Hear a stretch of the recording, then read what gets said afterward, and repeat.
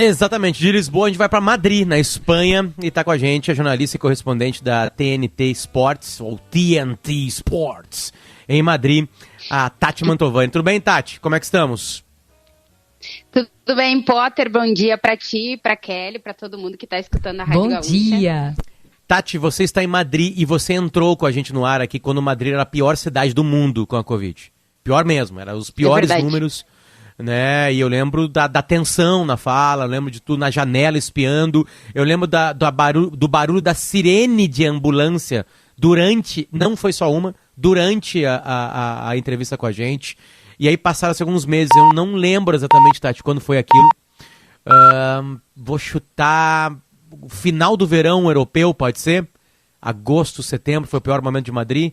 Me ajuda nessa.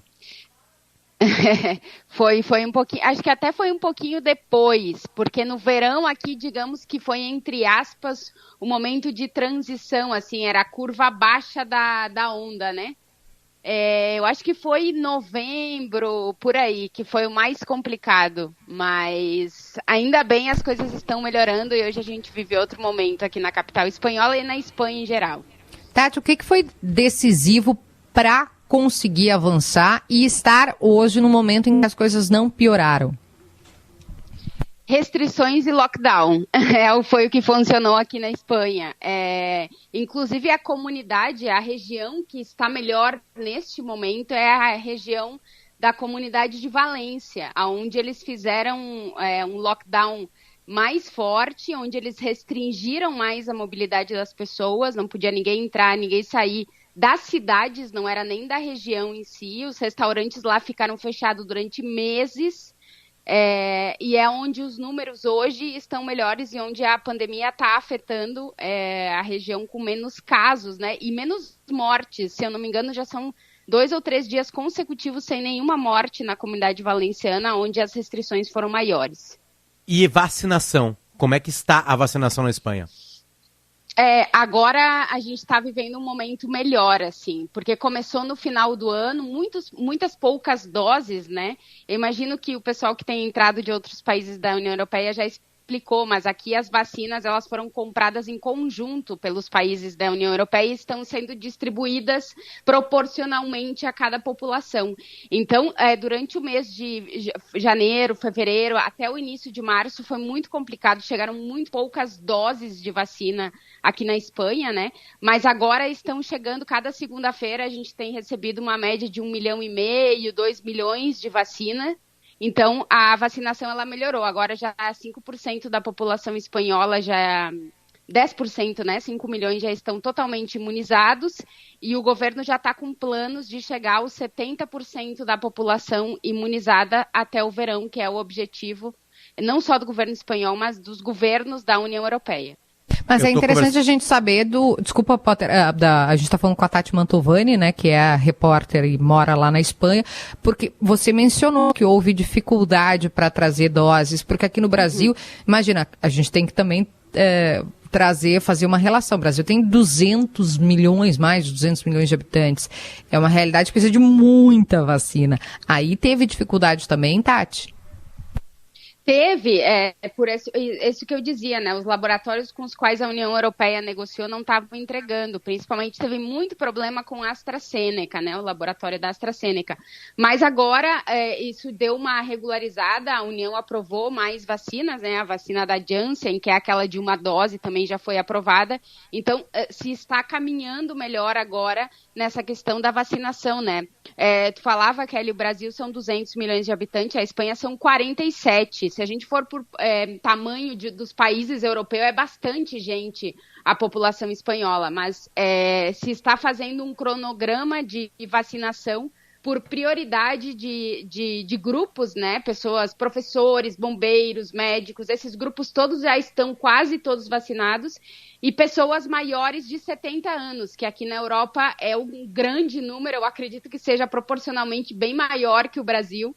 Então, por isso que está demorando mais. Mas, como eu disse, a previsão do governo é que até o final de julho, que todas as pessoas acima de 50 anos estejam vacinadas, e aí depois vai ficar para as pessoas mais jovens. O que tem de normalidade na vida da cidadã Tati Mantovani em Madrid? O que já dá para fazer de normal?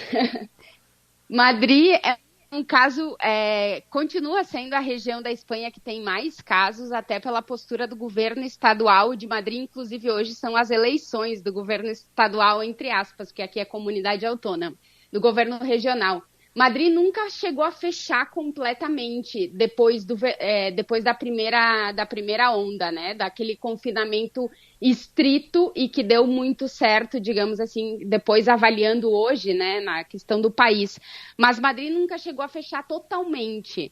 Mas a sensação que eu tenho é que no último mês, com a vacinação acelerando, e com as restrições que a gente ainda tem, né, toque de recolher às 11 da noite, os restaurantes, por exemplo, agora estão começando a ter uma capacidade um pouco maior de 75%, mas até então era de 50%, há esse distanciamento social bastante grande. Então, a gente já faz uma vida um pouco mais normal, mas ainda com muitas restrições. Eu acredito que isso vai ser por bastante tempo, né? No domingo eu consegui encontrar o meu maior número de amigos durante esse último ano e meio. Nós éramos, eu acho que 10, a gente foi para um parque com a distância entre todos nós, assim, um parque bem aberto, todo mundo com máscara, mas a gente conseguiu estar 10 pessoas no mesmo lugar, coisa que não acontecia há um ano e meio já. A gente consegue ver que isso é bem específico de alguns países, né? Portugal está no momento melhor do que a Espanha, mas tem regiões na Espanha que estão melhores que a região de Madrid. Então a gente consegue ver que é uma coisa bem regional, sim, assim. Tati, muito obrigado pelo carinho de entrar. Por favor, complete. Claro. Não, é que aqui não é tudo... o país não é uma federação como no Brasil, né? Então as localidades elas têm uma autonomia maior, por isso há essa diferença tão grande entre regiões dentro do mesmo país. Perfeito. Muito obrigado pelo carinho e bom trabalho aí. Ô, Tati. De nada, gente. Eu peguei uma curiosidade aqui, um fato curioso. Isso foi. O Leandro Stout está me trazendo um fato curioso de hoje na eleição em Madrid. É que o Marcelo, lateral brasileiro, claro, né? Todo mundo sabe. Seria mesário, Tati. Teve isso no. Isso aí que eu ia perguntar. E foi liberado. Se ele escapou ou não? Teve isso, ele foi chamado para ser, na verdade, ele era o substituto dos mesários caso os titulares não aparecessem, né? E ele teve que se apresentar pra gente lembrar que o futebol não tá fora da sociedade, né? Os jogadores estão dentro também. E ele se apresentou, um dos titulares faltou, mas de acordo com a TV La Sexta aqui, uma das senhoras que era uma das substitutas se ofereceu voluntária, ficou como mesário e o Marcelo foi liberado, já embarcou e já tá em Londres com o Real Madrid. É isso que eu ia perguntar, né? O Marcelo, que má fase, né? Agora ele retomou o futebol dele, mas ele estava na reserva do Real Madrid e na reserva de mesários. Ele conseguiu 2 reservas meio que numa temporada só. Mas joga muito, Luciano. Joga muito. Tati, obrigado pelo carinho. Quem é que passa hoje? Paris Saint-Germain ou Manchester City?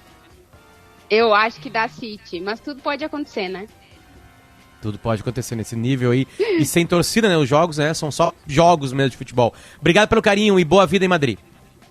Obrigada, gente. Um beijo pra vocês. Um abraço.